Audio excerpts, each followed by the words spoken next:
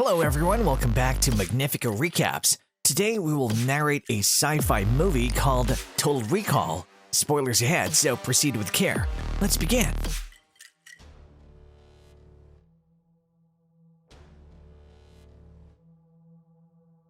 Total Recall is a film that takes place on a futuristic Earth, where a man named Douglas Quaid decides to get artificial memories about being a spy, only to realize he was a spy in reality. He begins to uncover a plot regarding the government and resistance forces while finding his real lover in the process. In the movie's opening, we see that the Earth was left nearly uninhabited at the end of the 21st century due to chemical warfare. Living space in the world became extremely valuable, where only two territories remain. The territories are the United Federation of Britain and the colony, which is the continent of Australia. A transport tunnel was created between the territories for workers from the colony to travel from, which passes through the Earth called the Fall. An injured man wakes up in a room where a woman tells him that they have to leave, giving him a gun. They leave the room, but they come across a group of soldiers and hide from the gunfire. The man and the woman go to another room and try to escape from a wired window, but the group finds them and begins shooting them, with the man and woman firing their guns back. He tells the woman he loves her and they kiss, going back to open the window while the men shoot at the soldiers.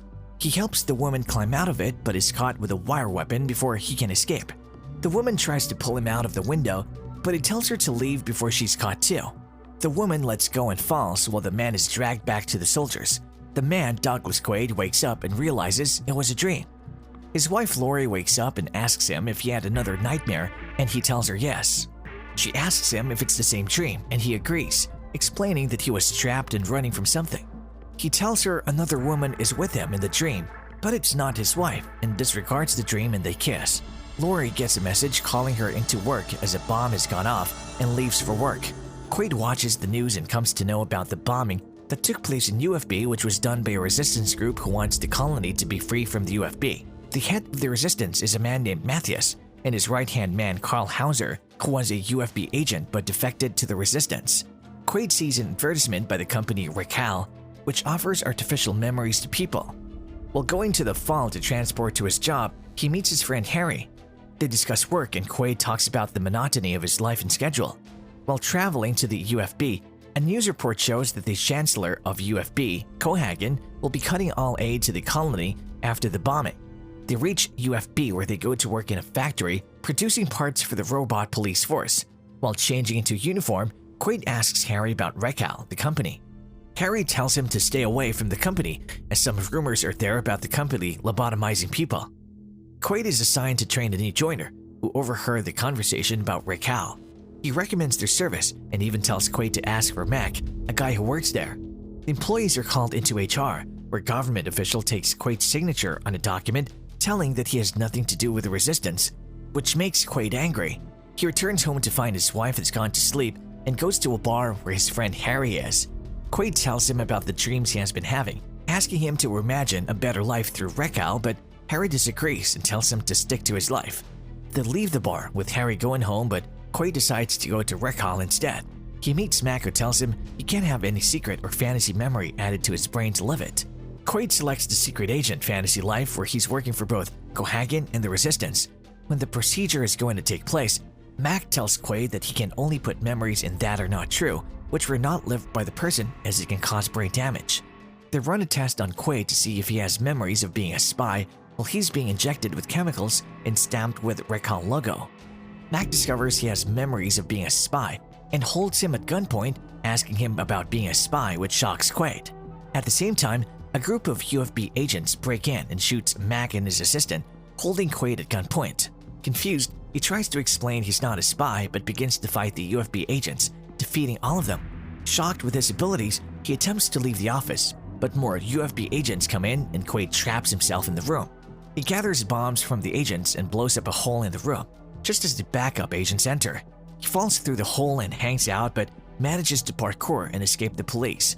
He goes back home to find Lori watching the news about Rekall shooting and tells Lori that he was responsible for the shooting. Lori disregards the story and explains that maybe he has a memory of doing it but didn't actually do the shootings. While hugging Quaid, Lori begins choking him, which alarms Quaid. They begin fighting with Lori displaying extremely good fighting skills. When Lori gets a gun, Quaid hides from her and she tells him she's doing her job. Quaid manages to disarm her, and at gunpoint, Lori tells him that they have not been married for 7 years and she just met him 6 weeks ago, being UFB intel agent and hired to play his wife. She tells him how his memories were changed and new memories were implanted of being a factory worker. Lori explains that he is someone very important to Cohaagen as he had authorized the memory wipe to Quaid. She attacks Quaid, but he jumps out of a window and Lori chases him through the area.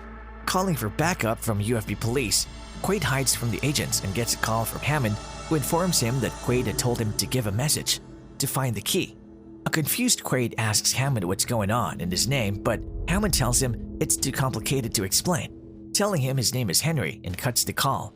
Quaid gets a message with a safety deposit box number and bank name and removes the mobile in his hand and leaves, while Lori and her team search for him.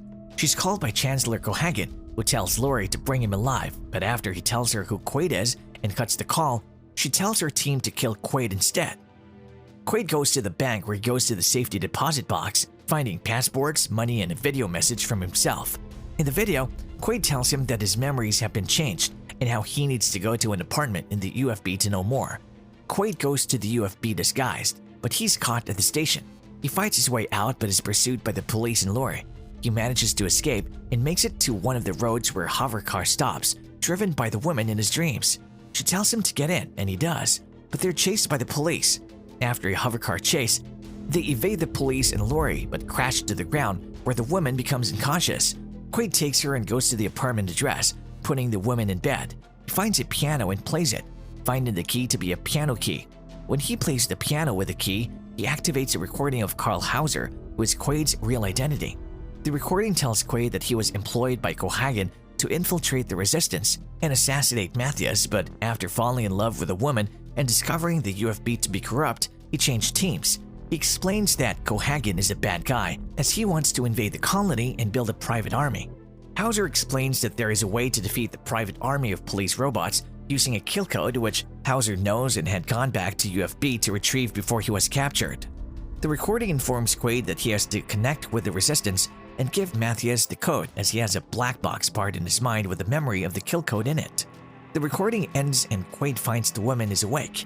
She introduces herself as MELINA, his lover, and convinces him that he's Hauser, explaining that the dreams he had about her were real memories. The police arrive at their building and they escape, but are held at gunpoint. Harry comes into the building and tells him that he's having a Rekall secret agent experience and none of this is real. MELINA aims a gun at Harry and tells him he's lying, but he keeps assuring Quaid that it's not real, confusing him and telling him to shoot MELINA. But Quaid shoots Harry instead and leaves the building while the police fire at them. They go to the basement where Lori shoots at them, but they escape by going on top of an elevator. A robot officer follows them, but Lori reaches them and they have a fight in the elevator. Lori activates a bomb and jumps from the elevator, but Quaid and MELINA manages to leave the elevator which blows up, but Lori sees they survive. MELINA takes Quaid to meet MATHIAS, her father, where he's greeted by the members of the resistance. While going to see MATHIAS, he and MELINA shared a moment and rekindle their affection. Quaid meets MATHIAS alone and tells him about the kill code, and he offers to search through Quaid's memories to find the kill code. When Quaid is attached to the machine, a message is played where Cohaagen reveals that there's no kill code, and it was a trap to let Quaid lead them to MATHIAS so that Cohaagen can kill him. Lori and the UFB agents arrive at the resistance base and attack the members. They try to fight back but are outnumbered. Cohaagen arrives at the place and kills MATHIAS himself, while MELINA is held by the agents. Cohaagen tells Lori to send Quaid back into reprogramming and restoring his memories before going undercover in the resistance so that he can get his pre-corrupt agent back.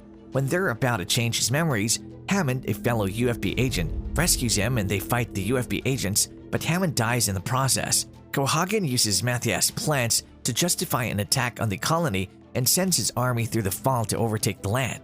Quaid sneaks into the traveling compartments and sets explosives among them to blow up the robots while he searches for MELINA. He finds MELINA and frees her, making their way onto the fall, fighting Cohaagen and the UFB.